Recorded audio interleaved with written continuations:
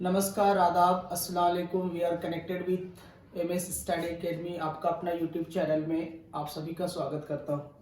देखिए, आज जो ये जो वीडियो है थोड़ा लेंदी होने वाली है। क्यों?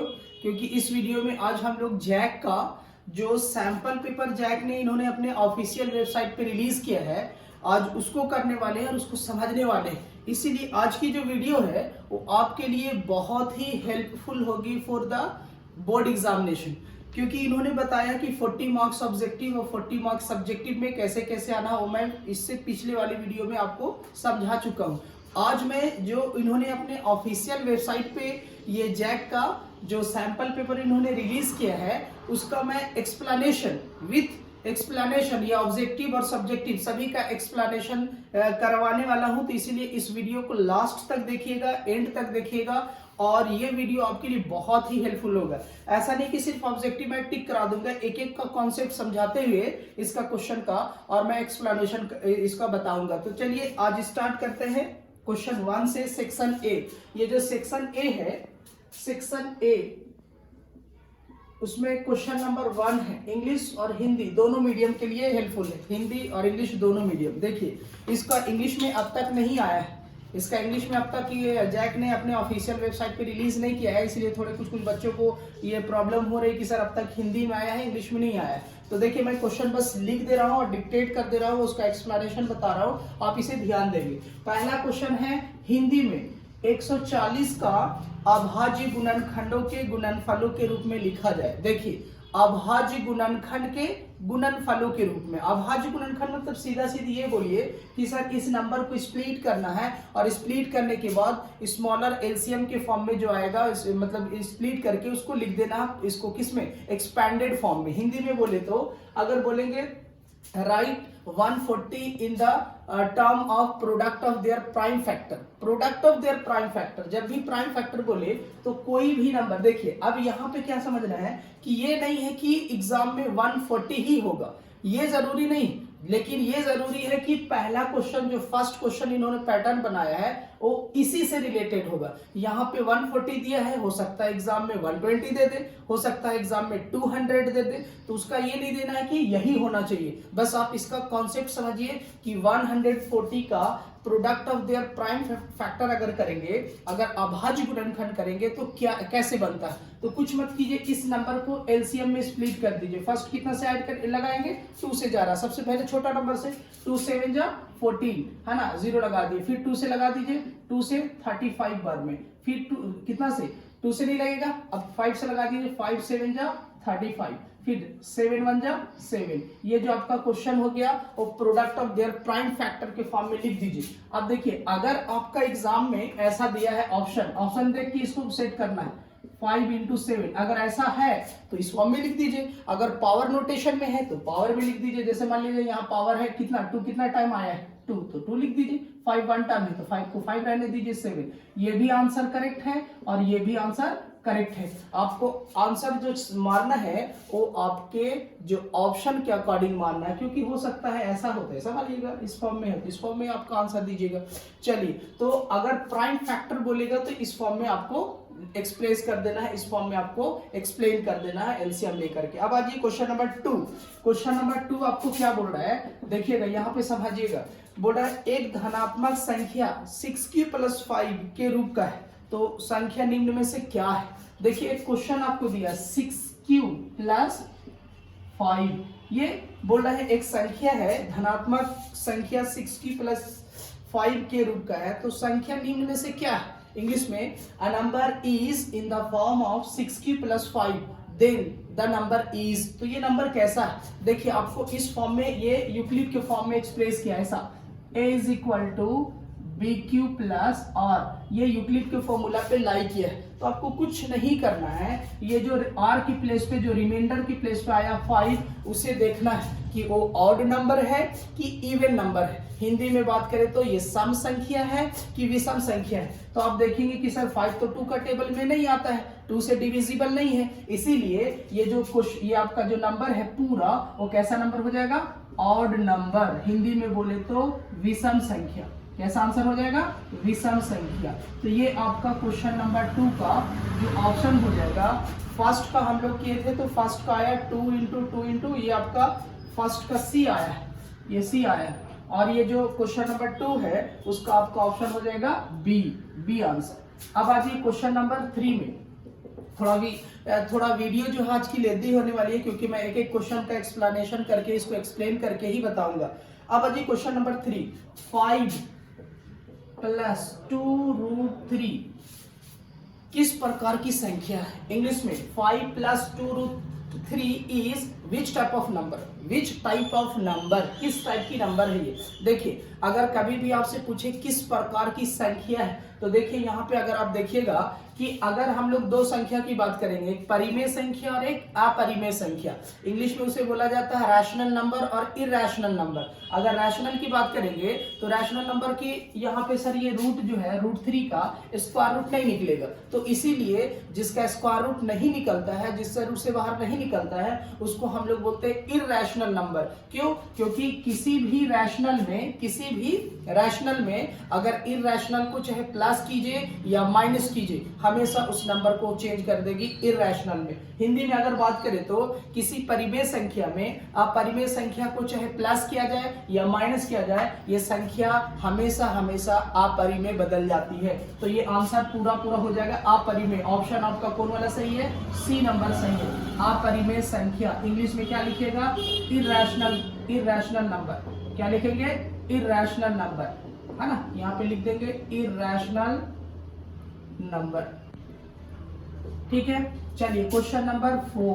क्वेश्चन नंबर अगर 4 की बात करेंगे तो देखिए बोल रहा है दो धनात्मक पूर्णांक a तथा b दिए रहने पर यदि अद्वितीय पूर्ण संख्या q तथा r विद्यमान है तो निम्न में से कौन सा सत्य है? देखिए जब भी क्वेश्चन में a b q r की बात करता है तो हम लोगों को अभी तुरंत मैंने आपको बताया है कि ये जो यूक्लिड का फॉर्मूला उसे लिख दीजिए। जब भी एक संख्या को, एक नंबर को एक्सप्रेस करें a b q r के फॉर्म में, तो आपको हमेशा लिख देना कि ये जो फॉर्मूला होगा a is equal to B Q plus r, यही आपका क्वेश्चन है। तो बोला था दो धनात्मक पूर्णांक a और b है, तो a और b यहाँ पे लिया मैंने, और उसके बाद बोल रहा है अद्वितीय पूर्णांक संख्या q और r विद्यमान है, निम्न में से कौन सा सत्य है? आपको बोलेगा कि टू पॉजिटिव नंबर a और b which are क्वोशिएंट इतना, रिमाइंडर इतना, then this number is express in the form of, किस फॉर्म में इसको एक्सप्रेस कर सकते हैं। तो आपको मैंने बताया कि अगर a b q और r के फॉर्म में आता है कोई भी क्वेश्चन, तो आपको उसको किस फॉर्म में लिख दिया जाता है? यूक्लिड के फॉर्मूला के फॉर्म में, a is equal to B Q plus r। आप इसमें आंसर मैच कर सकते हैं। आपका आंसर नंबर बी सही है, आंसर नंबर बी सही है आपका। क्वेश्चन नंबर आप चलिए 5 में, क्वेश्चन नंबर 5 देखिए आप, क्वेश्चन नंबर 5 क्या है? बोला है यदि किसी बहुपद के, ये तो क्वेश्चन आना है, बड़ा इंपॉर्टेंट क्वेश्चन है, बड़ा अच्छा क्वेश्चन है। देखिए यदि किसी बहुपद के शून्यकों का योग तथा गुणनफल क्रमशः 3 और -2 हो तो द्विघात बहुपद क्या होगा? इंग्लिश में कि if the sum of zeros and product of zeros are 3 and -2 respectively, then quadratic polynomial is। Hindi में अगर बात करें शून्यकों का योग, कभी भी अगर शून्यकों के योग की बात करता है तो हमारे पास दो शून्यक होते हैं, सम ऑफ जीरोस। अगर जीरोस की बात करें तो हमारे पास दो जीरोस होती है, एक अल्फा और एक बीटा, तो सम मींस प्लस होता है, तो alpha plus beta, sum of zero हमें दिया है 3। हिंदी में बोले तो शून्यकों का योग, हमारे पास शून्यक दो होते हैं, एक अल्फा और एक बीटा। अगर योग बोलेगा तो अल्फा प्लस बीटा, क्यों? क्योंकि योग का मतलब जोड़ होता है, प्लस होता है। इंग्लिश में सम ऑफ जीरोस, आपके पास दो जीरोस थे, उसका सम कर दिए, कितना है? 3। उसके बाद product of zeros, product means alpha into beta, ये दिया आपका, कितना दिया है? -2, है ना। शून्यकों का गुणनफल हमें दिया है -2, गुणनफल मतलब गुना, यहाँ पे गुना छुपा है। अब आपसे पूछ रहा है द्विघात बहुपद बताइए, तो देखिए इसका मैंने क्वेश्चन का, ये क्वेश्चन का एक फॉर्मूला होता है क्वाड्रेटिक पॉलिनोमियल फाइंड करने का, द्विघात बहुपद निकालने का एक फॉर्मूला होता है। तो मैं यहाँ पे लिख दे रहा हूँ द्विघात बहुपद। द्विघात बहुपद का एक फॉर्मूला होता है, वो फॉर्मूला होता है आपका x² - alpha plus beta into x plus alpha into beta, ये फॉर्मूला होता है किसका, द्विघात बहुपद का। इंग्लिश में बोलते हैं क्वाड्रेटिक पॉलिनोमियल, क्वाड्रेटिक पॉलिनोमियल का ये फॉर्मूला होता है। आप लिखेंगे और इस फॉर्मूला पे कभी भी क्वेश्चन इस टाइप का दे तो सम ऑफ जीरोस को ऐसे रिप्रेजेंट करना है और प्रोडक्ट ऑफ जीरो को ऐसे रिप्रेजेंट करके इस फॉर्मूला पे लाई कर दीजिए, आपका आंसर आ जाएगा। तो यहाँ पे अगर बात करेंगे एक्स स्क्वायर वैसे ही रहेगा, माइनस अल्फा प्लस बीटा का वैल्यू कितना आपका 3 into x plus alpha into beta, bracket हटा लीजिए, आंसर आया x square minus 3x plus यहाँ पे सॉरी अल्फा इंटू बीटा का वैल्यू हमारे पास कितना है, देखिए यहाँ पे थोड़ा सा अल्फा इंटू बीटा का वैल्यू है -2, तो प्लस माइनस यहाँ पे क्या आ जाएगा माइनस, ये फाइनली आंसर आया। अब आप इसको बनाने के बाद आंसर मैच कर लीजिए, तो आंसर नंबर आपका हो जाएगा x square minus 3x minus 2। देख लीजिए आंसर नंबर सी, ये आपका 5 का सी आंसर बिल्कुल क्या है, करेक्ट है। तो इस तरीके से हम लोगों को हम लोगों ने देखा कि ये जो आपका क्वाड्रेटिक पॉलिनोमियल है उसको इस तरीके से हम लोग क्या कर सकते हैं, सॉल्व कर सकते हैं। अब आ जाइए क्वेश्चन नंबर अगर बात करेंगे तो क्वेश्चन नंबर 6 की अगर आप नोट नहीं किए हैं तो एक बार नोट कर लीजिए, स्क्रीनशॉट ले लीजिए, वीडियो को पॉज करके आप एक बार नोट कर लीजिए, फिर मैं आपको क्वेश्चन नंबर 6 तरफ चलता हूँ।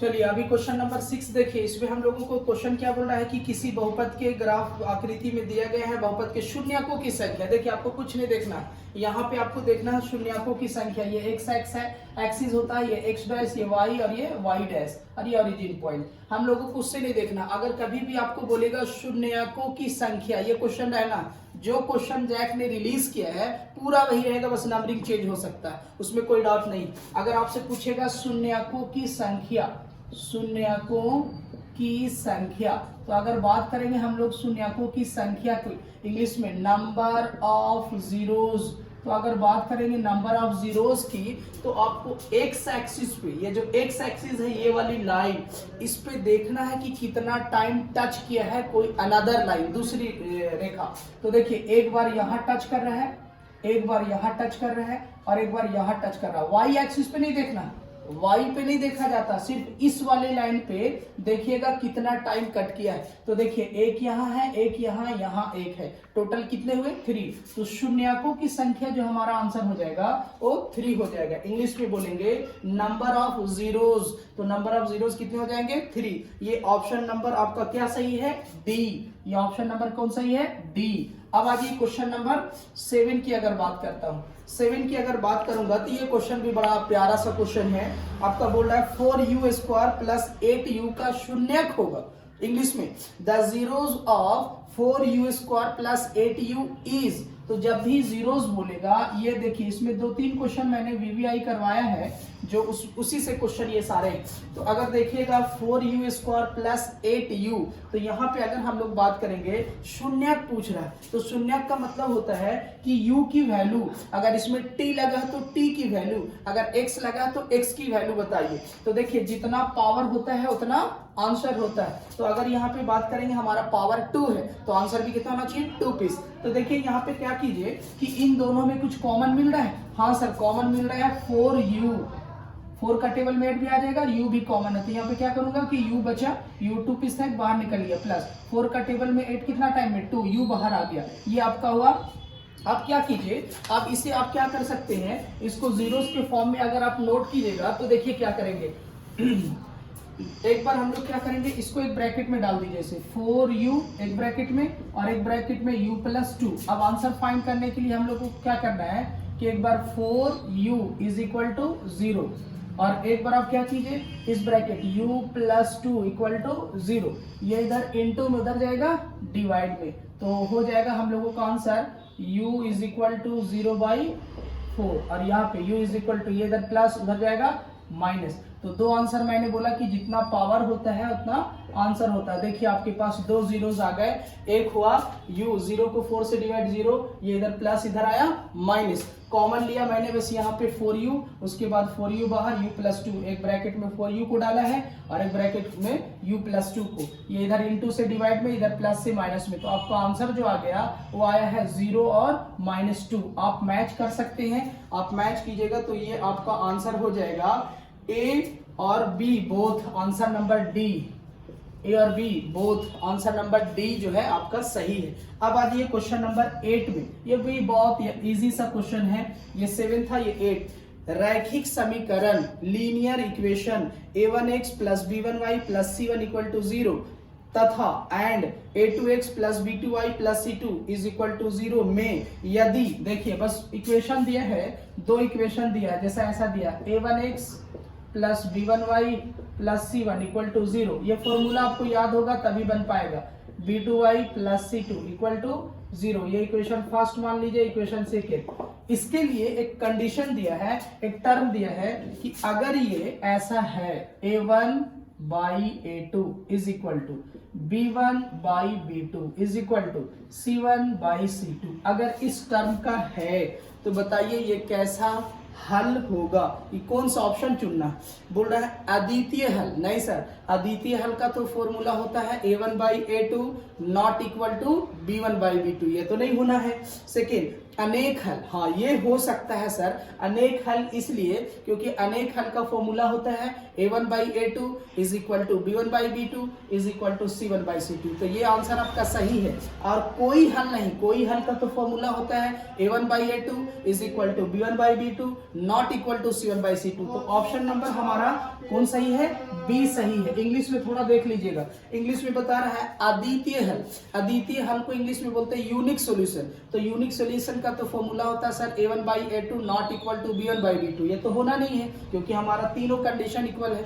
अब सेकेंड क्या बोल रहा है? अनेक हल, अनेक हल को इंग्लिश में बोलते हैं मेनी सॉल्यूशन, है ना, तो मेनी सॉल्यूशन तो होगा ही क्योंकि ये तीनों के तीनों जब इक्वल होते हैं तो उसको बोलते हैं मेनी सॉल्यूशन। और थर्ड है कोई हल नहीं, इंग्लिश में बोलते हैं नो एनी सॉल्यूशन, तो सर ये तो होना नहीं है क्योंकि इसका जो फॉर्मूला होता है यूनिक ये क्या बोलते हैं आपका नो एनी सॉल्यूशन का, वो होता है a1 by a2 is equal to b1 by b2 not equal to, ये थर्ड वाले इक्वल नहीं होते। हमारा जो आंसर करेक्ट है क्वेश्चन नंबर 8 का, वो आंसर 20 करेक्ट है। अब आ जाइए क्वेश्चन नंबर 9 नेक्स्ट पेज में आपका है। चलिए आज हाफ क्वेश्चन होने का हम लोग यहाँ पे क्वेश्चन नंबर 9 देखिए क्या है।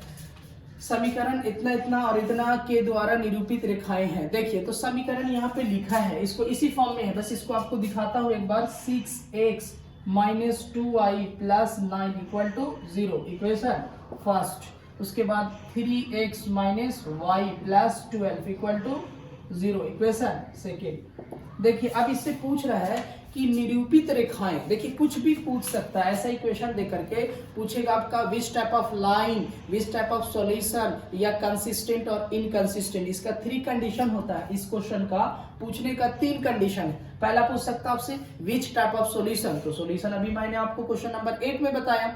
आपको बता देगा विच टाइप ऑफ लाइन, अगर लाइन पूछता है तो लाइन के बारे में बताइए। अगर थर्ड क्वेश्चन होता है कंसिस्टेंट और इनकंसिस्टेंट, हिंदी में बोले तो इसका 3 पैटर्न है, कोई भी एक पूछ सकता है, ऐसा नहीं कि यही बोलेगा। किस प्रकार की रेखा है, तो रेखा बताइए, प्रतिच्छेद रेखा है कि समांतर रेखा है कि संपाती है। उसके बाद आपसे पूछ सकता है कि विच टाइप ऑफ सॉल्यूशन, तो सॉल्यूशन बताइए। अगर आपसे पूछेगा संगत और असंगत, कंसिस्टेंट और इनकंसिस्टेंट, तो वो बताइए। बनाना एक है, बस नेम उसका 3 है सभी इक्वेशन का, मतलब कि अगर यहाँ पे बात करेंगे तो 3 नेम है, सब याद रखना आपको। अब आ जाइए यहाँ पे अगर बात करेंगे तो ऐसे लिया जाता है a1 बाई a2, ऑब्जेक्टिव है इसलिए मैं इसको शॉर्ट में बना दे रहा हूँ। a1 की a किसको बोलते हैं सर? a बोलते हैं x वाले कोफिशिएंट को, तो a1 इक्वेशन फर्स्ट पे कितना हो जाएगा 6 बाई 3, कट कीजिए 3 2 जा 6, आंसर कितना आया इसका, कट करके 2 आया। उसके बाद आप बनाइए यहाँ पे, यहाँ बता देता हूँ b1 बाई b2, b1 कितना है सर? तो b1 साइन के साथ लेना आपका -2, यहाँ पे लीजिए -2 बाई b2 कितना है -1, माइनस माइनस कट, ये भी सर आपका कट करके आ जाएगा कितना 2। अब आ जाइए c1 by c2, c1 by c2, c1 हमारा कितना है सर? c1 हमारा 9 है और c2 कितना है 12, दोनों 3 का टेबल से कट हो जा रहा है, तो 3 का टेबल में कट हो जाएगा, 3 3 जा 9, 3 4 जा 12, 3 बाई 4। अब आप ध्यान से देखिए तो इस क्वेश्चन में देखिएगा कि sir a1 by a2 equal है किसके? b1 बाई b2 के, बट नॉट इक्वल। अच्छा कभी कभी ऐसा भी होता है कि a1 बाई a2 को बनाइएगा तो इसका वैल्यू आया और b1 बाई b2 का उसका वैल्यू इक्वल नहीं आया, किसके, a1 बाई a2 के, तो आपको क्या करना, आगे बनाने का ही नहीं। क्यों सर, क्योंकि यहीं पे पता चल गया कि किस टाइप का लाइन होगा, किस टाइप का आपका सॉल्यूशन होगा, इसीलिए आपको यहीं पे छोड़ देना। तो अगर बात करूंगा यहाँ पे मैं, तो a1 बाई a2 ऐसे लिखेंगे, therefore a1 by a2 equal है b1 बाई b2 के, बट नॉट इक्वल है सर c1 बाई c2 के। ये फॉर्मूला पे लाई हो रहा है सर। देखिए a1 बाई a2 इक्वल आया b1 बाई b2 के, बस c1 बाई c2 इक्वल नहीं आया है। तो आपसे पूछ रहा था किस प्रकार की रेखा है, विच टाइप ऑफ लाइन। तो अगर रेखा की बात करेंगे सर, तो ये हो जाएगा आपका समांतर रेखा। ऑप्शन नंबर देख लीजिए आपका कौन सा सही है, ऑप्शन नंबर आपका बी सही है, समांतर है। इंग्लिश में पैरेलल लाइन, इसको क्या, विच टाइप ऑफ लाइन, तो पैरेलल लाइन, हिंदी में लिखेंगे समांतर रेखा। क्या लिखेंगे, समांतर रेखा, और उसके बाद इंग्लिश में पैरेलल लाइन। अगर पैरेलल लाइन है तो ऑप्शन जाके देख लीजिए, ऑप्शन नंबर आपका बी करेक्ट है ना। चलिए अब आ जाइए क्वेश्चन नंबर 9 के बाद 10। थोड़ा स्पीड कर रहा हूँ वीडियो, ताकि आपका वीडियो ज्यादा लेंदी नहीं हो, ज्यादा लॉन्ग नहीं हो, इसलिए मैं थोड़ा स्पीड चल रहा हूँ। क्वेश्चन नंबर आपका 10, देखिए क्वेश्चन नंबर अगर 10 की बात करूंगा, तो 10 में आपका वही, फिर से वही क्वेश्चन है, आपसे पूछ रहा है हल, बोल रहा है समीकरण। देखिए ऐसे लिखा है, x plus Y is equal to 6, equation first, और x minus Y is equal to 2 का हल है, इक्वेशन सेकेंड, इसको लेट कर लीजिए। इसका बोल रहा है हल है, इंग्लिश में the solution of the equation is, solution मतलब सिर्फ सॉल्यूशन मींस x और y की वैल्यू निकाल दो, वही आंसर है। तो आप क्या कीजिएगा, हिंदी में अगर आपसे पूछ दे कि हल है, तो वो हल नहीं मतलब कि किस प्रकार की हल है, वो नहीं, ये पूछ रहा, ऑप्शन देख के थोड़ा सा गाइड गेस कर सकते कि क्या बनाना। आपको बनाना है x और y की वैल्यू फाइंड करना, बोल रहा है इसका हल है, solution of the equation is. तो देखिए हल करना है मतलब यहाँ पे आपको क्या करना है, किसी भी मेथड से, एलिमिनेशन मेथड से, सब्स्टिट्यूशन मेथड से, क्रॉस मल्टीप्लिकेशन मेथड से, हिंदी में बात करें तो विलोपन, प्रतिस्थापन, वर्ज गुणन, जिससे आपको इजी लगे उससे जल्दी सा बना करके इसका आंसर क्या कर दीजिए, आपका x और y का वैल्यू फाइंड आउट कर लीजिए। तो मैं अगर बोलूं तो एलिमिनेशन सबसे बेस्ट है। देखिए सर यहाँ क्या चीज है, ये प्लस और ये क्या है माइनस, तो दोनों क्या चीज करने पे लिखा जाता है, एडिंग। तो लिख दीजिए adding equation first and second, जल्दी से बना लीजिए, adding equation first and second. Hindi में समीकरण 1 और 2 को जोड़ने पर लिखिए x plus Y is equal to 6 और x minus Y is equal to 2। इसको कट कर लीजिए, तो 1x और 1x कितना हो जाएगा, 2x इज इक्वल टू 6 और 2 8, कट कर लीजिए, 2 4 जा 8, x का वैल्यू आ गया, क्योंकि ऑब्जेक्टिव उतना लेंदी जाना नहीं है ना, x का वैल्यू कितना है 1 आ गया। अब देखिए y का वैल्यू फाइंड करने के लिए putting in equation first, Hindi में अगर बात करेंगे putting in equation first, Hindi में समीकरण 1 में x का मान रखने पर, तो इक्वेशन फर्स्ट में पुट कीजिएगा, x plus Y is equal to 6, x का वैल्यू कितना 4 plus Y is equal to 6, ये इधर प्लस में उधर जाएगा माइनस में, तो आंसर आ गया 6 minus 4 Y is equal to 2। अब आंसर मैच कर लीजिए कि इसमें x का वैल्यू 4 है और y का वैल्यू 2 है, यही आपका आंसर हो जाएगा। अब एक बार मैं देख लेता हूँ आंसर नंबर कौन सा सही है 10 का। तो देखिए ऐसा नहीं है, हो सकता है x का पहले लिख दे y का बाद में, आपको आंसर देखना है कि 2 और 4 किस में है। तो फर्स्ट में है 4 और 3 एकदम नहीं होना है, 5 और 1 नहीं होना है, 2 और 4, तो 2 और 4 और 4 और 2, बताइए पहले किसका वैल्यू लिखते हैं, ऐसे इन्होंने डॉट में डाला है 2 और 4, लेकिन पहले वैल्यू x का लिखते हैं, इसीलिए हम लोग डी आंसर मारेंगे। इसका कितना नंबर आंसर सही है, डी, पहले x की वैल्यू लिखते हैं बाद में y की वैल्यू लिखते हैं। चलिए आप तो थोड़ा आज की वीडियो स्पीड रहने वाली है, इसलिए आप लोग है ना हो सके तो वीडियो को स्लो करके देख सकते हैं। आगे ये क्वेश्चन नंबर अगर मैं बात करूं तो क्वेश्चन नंबर 11, देखिए क्वेश्चन नंबर 11 की बात किया जाए तो समीकरण में कौन सा द्विघात समीकरण है, इंग्लिश में which of the following is quadratic equation, quadratic. देखिए द्विघात समीकरण होने के लिए जो शर्त है वो शर्त है कि इसका पावर 2 होना चाहिए। तो इसमें क्या करना होगा, आपको ऑप्शन से आंसर लाना है। देखिए मैं आपको बता रहा हूँ कैसे आप इजिली ले आ पाइएगा।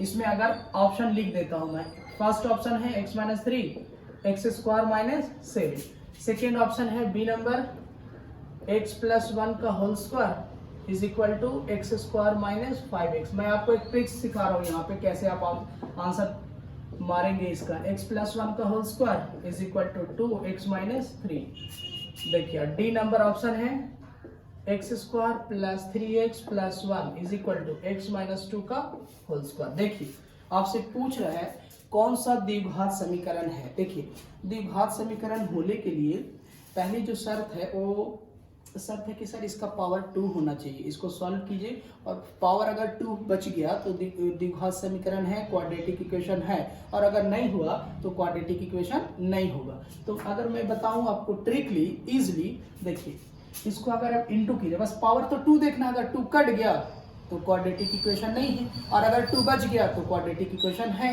हिंदी में बात करूं तो एक्स स्क्वायर अगर कट जाए तो द्विघात समीकरण नहीं है। हमें जो भी इस पे फोकस करना है कि एक्स स्क्वायर पे करना, तो अगर एक्स स्क्वायर कैंसिल तो द्विघात समीकरण नहीं है, और अगर एक्स स्क्वायर बच रहा तो समीकरण होगा। तो देखिए यहाँ पे अगर एक्स में एक्स से इंटू कीजिए तो एक्स स्क्वायर सर इक्वल की इधर और इक्वल की इधर, एक्स स्क्वायर से एक्स स्क्वायर कैंसिल, सर ये तो होना नहीं है, ऑप्शन से बनाऊंगा है ना। तो ए नंबर हो गया। बी नंबर में देखता हूँ तो बी नंबर इसलिए नहीं होगा या होगा देख लेता हूँ पहले। इसको आप a प्लस बी के होल स्क्वायर पे स्प्लिट कीजिएगा तो ये हो जाएगा A square plus B square plus 2ab। अब यहाँ पे पूरा मत कीजिए, आप बस इसको देखिए ए स्क्वायर, ए के प्लेस पे कितना एक्स, एक्स स्क्वायर, हमें मतलब है एक्स स्क्वायर से, इधर भी एक्स स्क्वायर इधर भी एक्स स्क्वायर, इक्वल की इधर दोनों साइड सेम नंबर सेम संख्या आ जाएगा, कैंसिल। तो एक्स स्क्वायर से X square cancel, sir B भी नहीं होना है। अब आइए सी पे, तो सी पे अगर आप स्प्लिट कीजिएगा तो ये बनेगा ए प्लस बी का whole square, A square plus B square plus 2ab। तो आप देखिए ए स्क्वायर, ए के प्लेस पे कितना है एक्स स्क्वायर, इधर एक्स स्क्वायर है, बट अब जब इधर स्प्लिट कीजिएगा तो 2x माइनस 6, क्या इधर एक्स स्क्वायर है इधर एक्स स्क्वायर है, नहीं सर। तो जब ये एक्स स्क्वायर कट नहीं रहा है तो दैट मीन्स कि ये क्वाड्रेटिक इक्वेशन फॉर्म कर रहा है, ये द्विघात समीकरण आपका जो है ये आपका बना रहा है। अब उसमें आ जाइए, इस पे क्यों नहीं है एक्स स्क्वायर, इधर भी है, पूरा मत लिखिए, बस इधर एक्स स्क्वायर को चेक कीजिए, इधर भी a माइनस बी का होल स्क्वायर, अगर इसको आप स्प्लिट कीजिएगा तो a स्क्वायर, ये भी एक्स स्क्वायर से एक्स स्क्वायर क्या हो जाएगा कैंसर। तो आंसर नंबर जो 11 का है वो हमारे हिसाब से सी होना चाहिए। क्या होना चाहिए, सी। चलिए अब आ जाइए क्वेश्चन नंबर 12, एकदम करेक्ट है, नो डाउट है ना। 11 अब आ जाइए द्विघात समीकरण इतना कि मूलों की प्रकृति बताइए। तो मूलों की प्रकृति कभी भी आपसे पूछे ये क्वेश्चन या कोई और क्वेश्चन, मूलों की प्रकृति का मतलब डी, डिस्क्रिमिनेंट निकालिए इंग्लिश में, find the nature of root. तो नेचर ऑफ रूट किसका निकालना है सर, तो यहाँ पे देखिए X square plus X minus 1 equal to 0, इसका आपका नेचर ऑफ रूट निकालना है। समीकरण का आपका मूलों की प्रकृति क्या है ये बताना। तो देखिए सबसे पहले आप ए बी सी चुन लीजिए। ए किसको बोलते हैं, एक्स स्क्वायर वाले नंबर को, कुछ नहीं तो 1। बी किसको बोलते हैं, एक्स वाले नंबर को। सी किसको बोलते हैं, ये आपका कांस्टेंट टर्म को। अब मूलों की प्रकृति निकालने के लिए हम लोगों को डिस्क्रिमिनेंट निकालना पड़ेगा, डी निकालना पड़ेगा। तो डी का फॉर्मूला क्या होता है, डी का फॉर्मूला होता है B square minus 4ac। B के प्लेस पे कितना है सर 1 का whole square minus 4 into A के प्लेस पे कितना है 1 इंटू सी के प्लेस पे -1। तो 1 का स्क्वायर 1 और माइनस माइनस प्लस 4 1 जा 4 4 1 जा 4, आपका आंसर कितना आया 5। देखिए अगर मैं बात करूं तो थोड़ा सा अगर आप भूल गए होंगे तो मैं इसका फॉर्मूला का कॉन्सेप्ट बताता हूं। क्या क्या है, अगर d ग्रेटर देन 0, 3 कंडीशन होते हैं।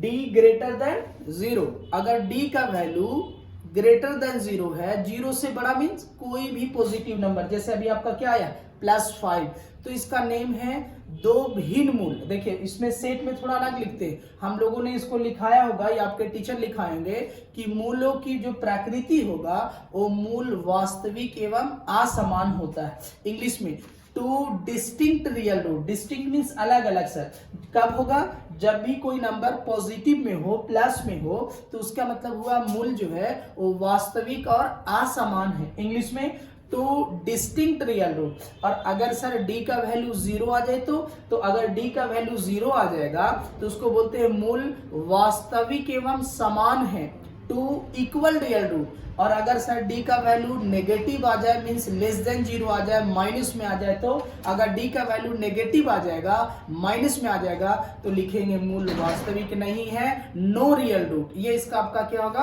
आपका फॉर्मूला का ये 3 केस होते हैं इसके लिए। तो जरूरी नहीं है कि यही होगा, कोई भी एक देगा। ये फॉर्मूला अगर आपको याद है तो आप आंसर मार देंगे। इसका क्वेश्चन नंबर 12 का हम लोग अगर मिला दे तो क्या आंसर होना चाहिए? देखिए 12 का अगर बात करें वास्तविक तथा असमान, सर फर्स्ट नंबर आंसर हमारा सही है, ए नंबर ऑप्शन जो है सही है। टू डिस्टिंक्ट रियल रूट, क्यों सर? क्योंकि ये वास्तविक एवं असमान है, बाकी दूसरा वाला नहीं होगा, तीसरा नहीं होगा, चौथा नहीं होगा, तो इसलिए ऑप्शन नंबर 12 का ए सही है। अब मैं क्वेश्चन नंबर 13 की तरफ चलता हूं। अगर आप नोट नहीं किए हैं तो वीडियो को पॉज करके आप देख लीजिए, है ना, और इसको नोट कीजिए। अगर एक सेट आपने अच्छे से लगा लिया तो उम्मीद करता हूं कि नेक्स्ट सेट भी आपसे क्या होगा, बनेगा। चलिए तो क्वेश्चन नंबर अगर बात करूंगा तो क्वेश्चन नंबर आपका 13, कितना नंबर? 13 नंबर। देखिए अगर 13 नंबर की बात करेंगे तो इसमें फॉर्मूला का बात किया है। फॉर्मूला क्या है? ax² plus bx plus c equal to 0। बोल रहा है कि दो भिन्न वास्तविक मूल होंगे, दो भिन्न वास्तविक मूल, भिन्न मीन्स अलग अलग, वास्तविक मतलब कि आप समझ रहे हैं। तो अगर हम लोग बात करेंगे पहला नंबर की, फर्स्ट नंबर की, तो ये फॉर्मूला हो जाएगा b² minus 4ac less than 0, ये ऑप्शन दिया है। सेकेंड नंबर है b² minus 4ac equal to 0। Third number है b² minus 4ac greater than 0। और डी नंबर है नॉन, मतलब कोई नहीं, इनमें से कोई नहीं। देखिए जब भी आपको ऐसा क्वेश्चन दे करके और आपका क्वेश्चन जो पूछ दे, क्या पूछा एक बार मैं रिपीट करता हूं, दो भिन्न वास्तविक मूल हो, इंग्लिश में टू डिस्टिंक्ट रियल रूट। अब बताइए दो भिन्न वास्तविक मूल किसके होंगे? ये वास्तविक होगा? नहीं सर, ये लेस देन 0 मतलब नेगेटिव में, ये होना नहीं। ये वास्तविक एवं असमान, आपको इसको क्या बोलेगा? b² minus 4ac equal to 0, मतलब कि ये वैल्यू 0 के इक्वल है, तो यहाँ पे इसका मूल होगा वास्तविक एवं समान। तो भिन्न कहाँ हुआ? भिन्न मीन्स अलग, टू डिस्टिंक्ट नहीं हुआ। बस एक ही ऑप्शन जो सी नंबर है वही सही है ना। तो क्वेश्चन नंबर 13 का ऑप्शन नंबर कितना सही है? सी नंबर सही है। चलिए अब आ जाइए क्वेश्चन नंबर 14। थोड़ा स्पीड को बढ़ाता हूँ क्योंकि क्वेश्चन जो है आपका 40 पीस है ऑब्जेक्टिव में और वीडियो लेंदी होने वाली है। 14 देखिए क्वेश्चन नंबर 14 में बोल रहा है द्विघात समीकरण x² minus x plus 3 equal to 0 का विविधकर होगा। भाई विविधकर डी को ही बोलते हैं, है ना, विविधकर बोले इंग्लिश में कि quadratic equation x² minus x plus 3 equal to 0, find discriminant, है ना, डिस्क्रिमिनेंट डी। अभी मैं जो आपको बता रहा था कि डी जो है वो डी को ही डिस्क्रिमिनेंट बोलते हैं और हिंदी में विविधकर या विवेचक बोलते हैं। तो हम लोग इसका डी निकाल देंगे, तुरंत आंसर आ जाएगा। क्वेश्चन नंबर 14 का क्या दिया है? x² minus x plus 3। अब इसका क्या निकालना? विविधकर। विविधकर बोले तो डी, इंग्लिश में डिस्क्रिमिनेंट, तो डी निकालने का फॉर्मूला बोलिए b² माइनस 4ac। b की वैल्यू हमारे पास कितना है? -1, डायरेक्ट पुट कीजिए, -4 इंटू ए के वैल्यू कितना? यहाँ कुछ नहीं तो 1 इंटू सी की वैल्यू कितना? 3। तो बताइए माइनस का स्क्वायर प्लस 1 का स्क्वायर 1 होगा, माइनस 4 1 जा 4 और 4 3 जा 12, 12 में से 1 जाएगा 11, बट क्या चीज में? माइनस में। देखिए ऑप्शन नंबर कितना सही है? ऑप्शन नंबर आपका डी सही है। ऑप्शन नंबर ये आपका डी सही है। ये क्वेश्चन नंबर तो क्वेश्चन नंबर 14 का ऑप्शन नंबर डी सही है। अब आ जाइए क्वेश्चन नंबर आपका बात करता हूं, क्वेश्चन नंबर आपका 14 के बाद 15 का बात करता हूं। क्वेश्चन नंबर 15 देखिए, क्वेश्चन नंबर 15 चैप्टर 5 से रिलेटेड। चैप्टर 5 बोले तो एपी। देखिए क्वेश्चन क्या बोल रहा है?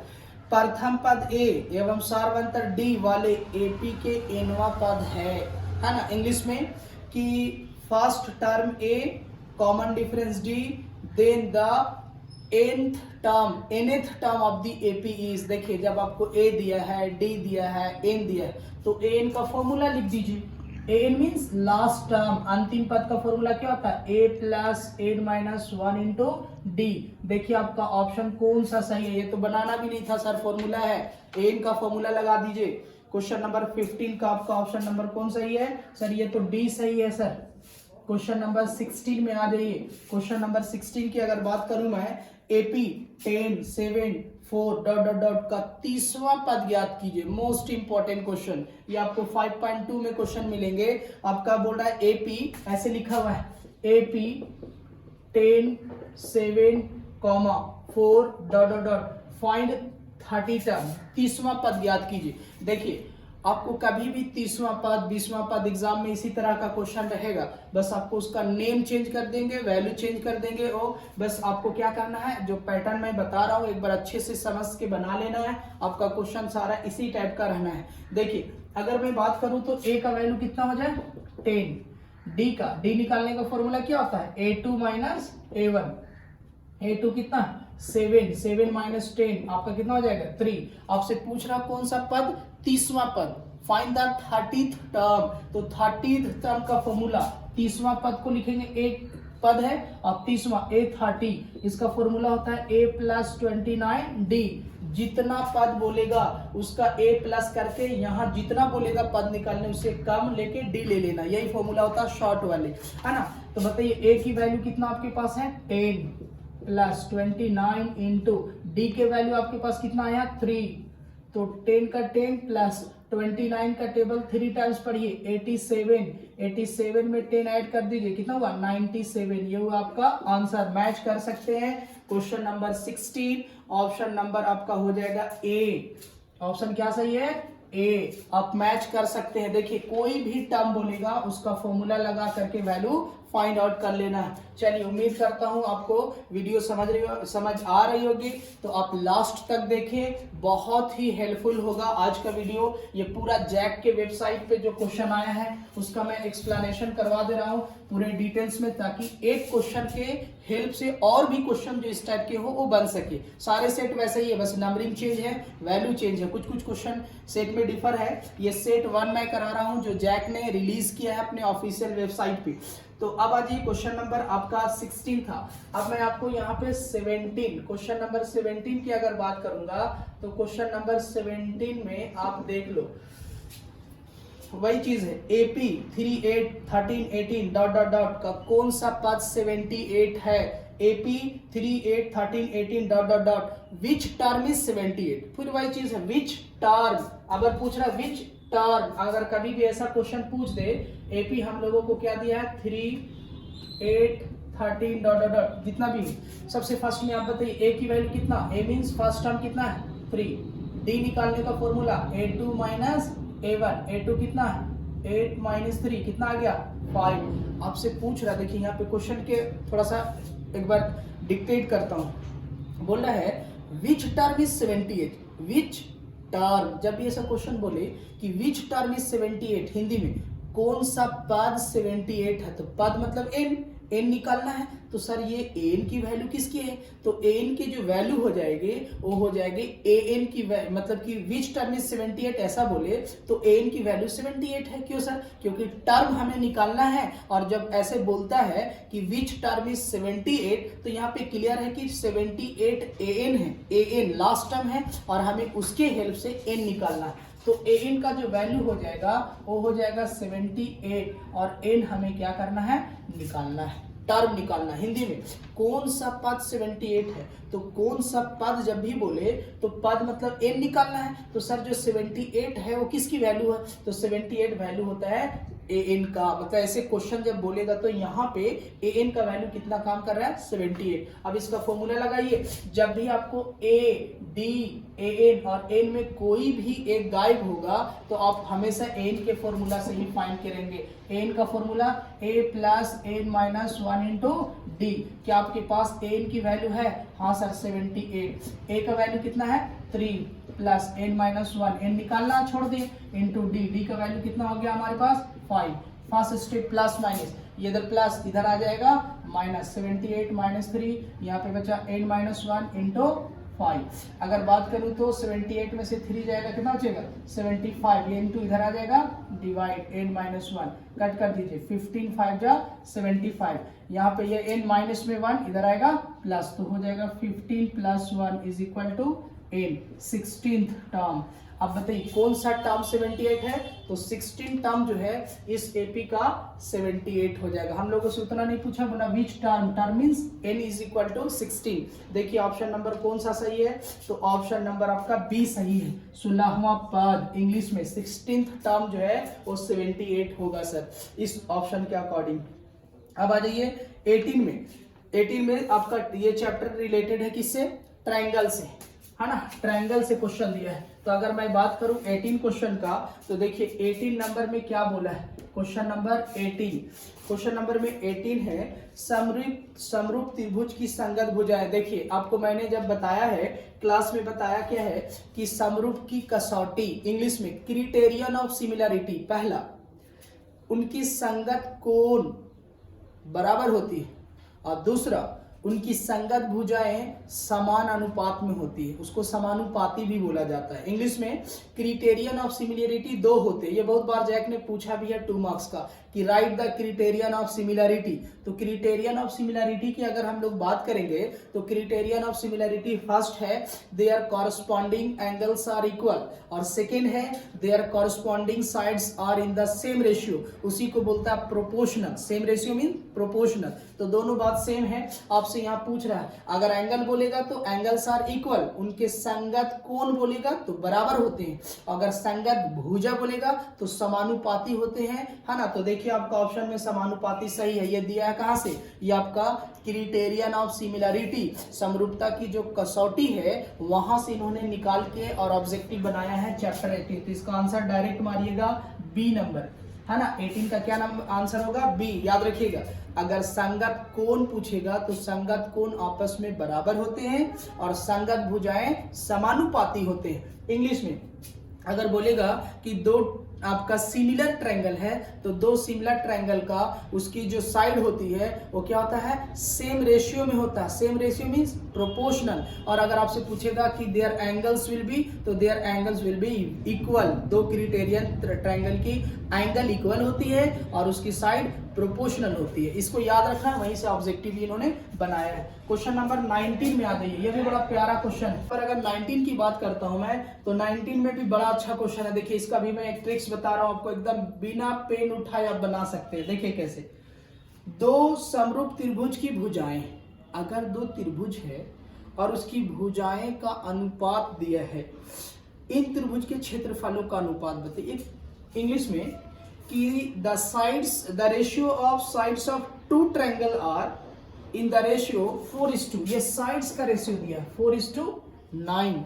बोलता है इन त्रिभुज के क्षेत्रफलों का अनुपात बताएं, find the ratio of their areas. देखो एक फॉर्मूला यहाँ पे आपको मैंने बताया है, और आप अगर नहीं जानते हैं तो देखिए एरिया ऑफ ट्रायंगल एबीसी। मान लो दो ट्रायंगल है, एक है एबीसी इक्वल, मतलब कि एक दूसरा ट्रायंगल है एरिया ऑफ ट्रायंगल डीईएफ। इन दोनों का एक फॉर्मूला क्या होता है कि area of triangle ABC by area of triangle DEF is equal to AB by, इसमें ले लेंगे, मान लो ऐसा एक ट्रायंगल बना लेते हैं हम लोग ए बी सी, और यहाँ पे एक बना लेता हूं मैं डी ई एफ। अगर इसका लिए है ए बी तो इसका कॉरेस्पॉन्डिंग साइड कौन होगा, डी ई, है ना, इसका होल स्क्वायर। इसकी रेशियो दी है आपको, इसका रेशियो क्या है दिया है। तो बोल रहा है कि इनकी त्रिभुजों के क्षेत्रफलों का अनुपात बताएं। देखो कभी भी अगर आपको साइड का रेशियो दिया है, साइड कितना दिया 4, ये एक ए बी है मान लो और एक डी है, इसकी रेशियो दिया है और आपसे पूछ रहा है कि इसके क्षेत्रफलों का अनुपात बताएं। अगर क्षेत्रफल पूछता है और साइड दिया है तो इसका स्क्वायर कर दीजिए। 4 4 जा 16, 9 9 जा 81, आंसर हो गया 16:81। हिंदी में बोले तो 16 अनुपात 81। अगर आपको साइड दिया है और एरिया का रेशियो पूछ रहा तो इस साइड का स्क्वायर कर दीजिए, एक रूल। सेकेंड रूल, सर कभी कभी ऐसा भी हो सकता है कि एरिया गिवन होगा और पूछेगा साइड का रेशियो। तो अगर आपको एरिया गिवन है और साइड का रेशियो पूछेगा तो जो एरिया गिवन होगा, जो एरिया त्रिभुज का क्षेत्रफल दिया होगा, उसका क्या निकाल लीजिएगा, स्क्वायर रूट। जैसे एक मैं क्वेश्चन आपको, इसका पहले आंसर टिक कर लेता हूं। इसका आंसर आपका सही है 16:81, ये डी नंबर ऑप्शन सही है। अब मैं क्या बता रहा हूं आपको अपने तरफ से, क्या बता रहा हूं कि अगर आपका एरिया गिवन है, जैसे मान लो एक ट्रायंगल है, उसके एरिया है, एक का गिवन है 121 और इसका एरिया गिवन है 64। आपसे पूछ रहा कि बताइए इनके साइड का रेशियो क्या होगा। ये एरिया गिवन है तो आप कुछ मत कीजिए, एरिया मींस की इसको ऐसे लिखेगा ए बी बाई डी पूरा का होल स्क्वायर, ये स्क्वायर का अपोजिट क्या हो जाएगा रूट। तो 121 डिवाइडेड बाई 64 अंडर रूट, तो A B by D E. देखिए 121 का स्क्वायर रूट कितना निकलेगा, यहाँ पे लिख दे रहा हूं 11:64 का 8, ये हो गया इनके साइड का रेशियो। तो ये याद रखना है कि ये नहीं पूछ करके अगर ऐसा पूछ दे, मैं आपको ट्रिकली बता रहा हूँ, अगर आपको साइड दिया है, त्रिभुज की भुजा दी है और आपको पूछ रहा है क्या उसके क्षेत्रफलों का अनुपात, तो जो भुजा दिया है उसका स्क्वायर कर दीजिए। और अगर आपको त्रिभुज का क्षेत्रफल दिया है और उनकी भुजाओं का अनुपात पूछा जा रहा है, तो आप जो क्षेत्रफल दिया है उसका स्क्वायर रूट निकाल दीजिए। उसका स्क्वायर रूट बोले तो उसका आप मतलब कि वर्गमूल निकाल दीजिए। तो 121 का रूट से बाहर 11 निकलता है और 64 का 8। तो ये क्वेश्चन आपका बड़ा इंपॉर्टेंट है, इसको भी आप देख सकते हैं और नोट कर लीजिए। उम्मीद करता हूँ यहाँ तक सारा क्लियर होगा। अगर आपको कोई भी डाउट हो चैप्टर से रिलेटेड, सेट से रिलेटेड, आप हमें मैसेज कर सकते हैं, आप हमें कमेंट कर सकते हैं कि आसान ये इस टॉपिक के बारे में एक्सप्लेन कर दीजिए।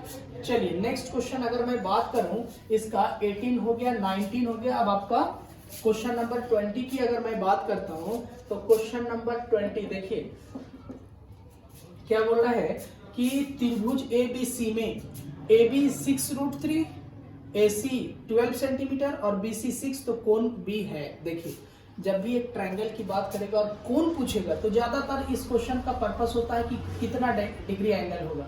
तो देखिए आप रफली ऐसे तो 90 अभी नहीं बोल सकते, आप एक ट्रायंगल बना लीजिए, है ना। यहाँ भी आप 90 नहीं दे सकते। बोल रहा है AB 6√3। चलिए ये हमारा AB कितना है 6√3 और AC 12 और आपसे BC कितना है 6।